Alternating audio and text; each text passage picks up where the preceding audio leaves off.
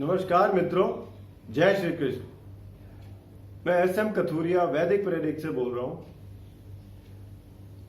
आज मैं बताऊंगा आपको मिथुन राशि जुलाई 2020 ग्रहों की स्थिति, इनके लिए क्या सौगात लेके आ रही है। अब देखिए, हम जो विचार करते हैं यहाँ पे राशियों का, ये असल में जातक के लिए होती हैं। तो लेकिन जैसे जो हालात देश में चल रहे हैं या हमारे वातावरण में जिस हिसाब से चल रहे हैं, उसके लिए हमें अलग से एक आता है जिसे संहिता बोलते हैं, जिसे ज्योतिष में एक वो अलग ही ब्रांच है। ये है होरा शास्त्र, जिससे जातक का हम विश्लेषण करते हैं और ग्रहों की स्थिति के हिसाब से जिस राशि का जो परिणाम दिखते हैं वैसे ही आपको बताए जाते हैं। अब ग्रहों की स्थिति मिथुन राशि वालों के लिए देखें तो लग्न के स्वामी बुध राहु और सूर्य के साथ गोचर कर रहे हैं। पंचम भाव में चंद्र का गोचर है तुला राशि में। सप्तम भाव में गुरु वक्री हैं, केतु के साथ हैं। अष्टम भाव में शनि है, अपनी ही राशि में है, वो भी वक्री है। और दशम भाव में जो कि गुरु की राशि है मीन, उसमें मंगल का गोचर है। मंगल दशम भाव में बहुत अच्छे परिणाम देते हैं। एक तो मित्र राशि में है तो ये अच्छा है, और साथ ही में एकादश भाव के स्वामी भी हैं।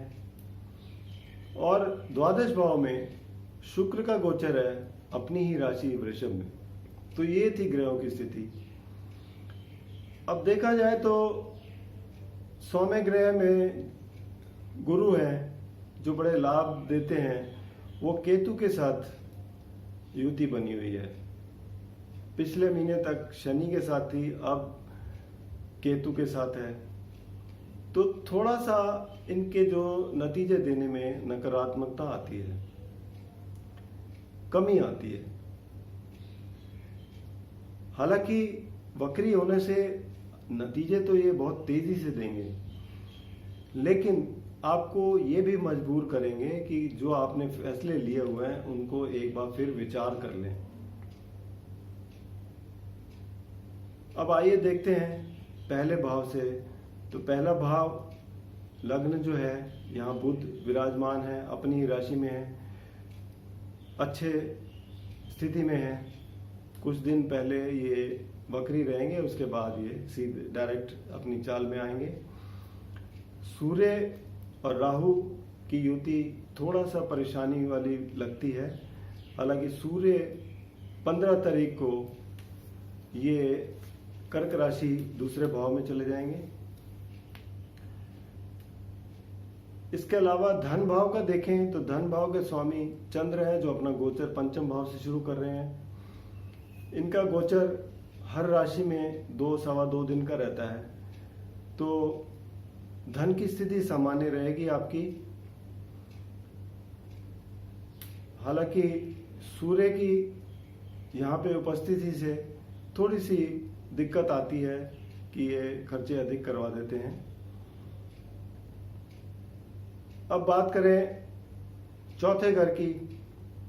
चौथे घर के स्वामी भी बुध है, कन्या राशि है। बुध अपने लग्न में ही बैठे हैं, तो अच्छी स्थिति में है। आपके परिवार में भी आपका समय अच्छा बीतेगा, कोई ऐसी परेशानी नहीं दिखाई दे रही। पंचम भाव जिसके स्वामी शुक्र हैं और यहाँ चंद्र के गोचर है। अब चंद्र पंचम भाव में अच्छे परिणाम देते हैं, कोई बीमारी हो तो उससे भी निजात दिलाते हैं। और शुक्र जो द्वादश भाव में बैठे हैं अपनी ही राशि में, तो ये दर्शाते हैं कि आपको बाहर से कहीं सहायता मिलने की उम्मीद है, या आप कोई यात्रा पे भी जा सकते हैं। जो विद्यार्थी हैं उनके लिए भी कुछ ऐसे ही योग बन रहे हैं जुलाई में कि वो शायद अपने घर से दूर जाके अपनी शिक्षा पूरी करेंगे।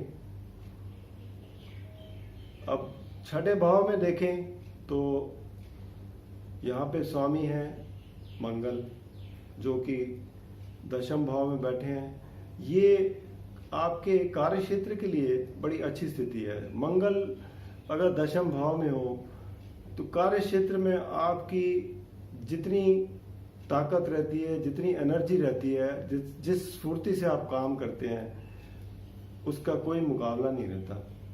और वैसे भी मित्र राशि में है तो बहुत अच्छे परिणाम मिलेंगे आपको कार्य क्षेत्र में। सप्तम भाव में जैसे मैंने बताया गुरु बैठे हैं, वक्री हैं, तो थोड़ा सा सतर्क रहिएगा। अष्टम भाव में शनि का गोचर है, स्वास्थ्य के लिए तो ठीक रहते हैं, लेकिन यहाँ आपको धन के मामले में थोड़ी सावधानी बरतनी पड़ेगी, क्योंकि दशम धन भाव में सूर्य आ जाएंगे तो आपस में ये दोनों एक दूसरे की दृष्टि में आ जाएंगे। तो यहाँ आपको धन के मामले में थोड़ी सतर्कता बरतने की जरूरत रहेगी।